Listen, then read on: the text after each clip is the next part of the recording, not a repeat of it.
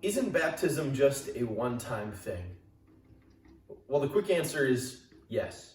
Baptism is just a one-time thing. You need not be baptized more than once.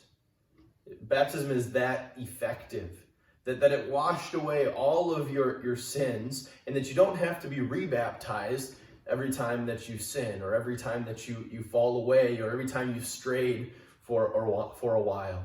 You have been washed in Jesus' blood through baptism. You have been connected to his death and connected to his resurrection. You can trust that your sins are forgiven in him. This baptism, though, even though it was a one-time thing, it has lasting effects for your life. At your baptism, one of the things that the pastor does is he puts the mark of the cross over your head and heart, and he does this to mark you as a child of God. This is something that isn't going to change. It doesn't change every time that you sin. You are a child of God. That is your identity. And that identity is the way that you live your life. You are a child of God because he has forgiven your sins, because he has connected you to Jesus' death and resurrection, and because he has given you the Spirit. The Spirit lives in you.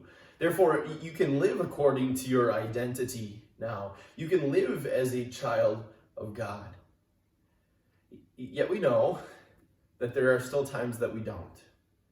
We know that we still have a sinful nature. We know that we still indulge that sinful nature, that we still fall into sin and to the weakness of our own flesh. Does that mean that our baptism was not effective? Does that mean that I am not a child of God? Well, God doesn't want you to doubt in that way. The devil is going to try to poke and prod and get you to doubt if you really are a child of God or not. He's going to say things like, would a child of God really do that? Would a child of God continue to fall into the same sins again and again, even though they know that sin is a sin and that is damaging to them? How could you be a Christian if you did something like that? How can you be considered a child of God? The devil's pretty good at playing on our guilt, playing on our identity. Are we truly children of God?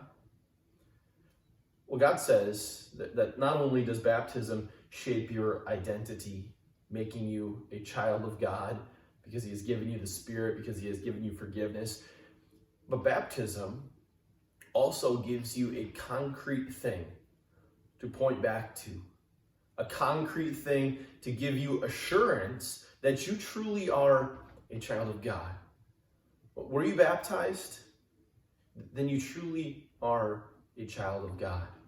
Because God is greater than our hearts. God is greater than our doubts. When we doubt whether we are a child of God or not, when we doubt whether we have the Spirit or not, when we doubt whether we've been forgiven or not, God is greater than our hearts.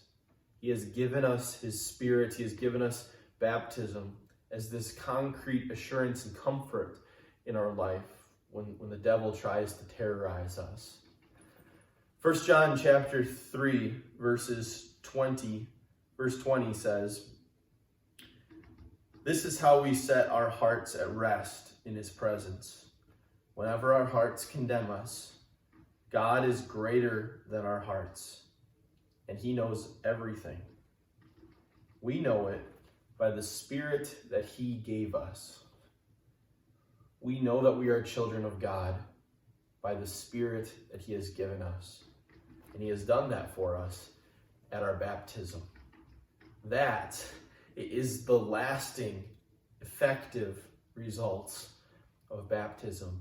And every time that we remember our baptism, we remember that we are a child of God.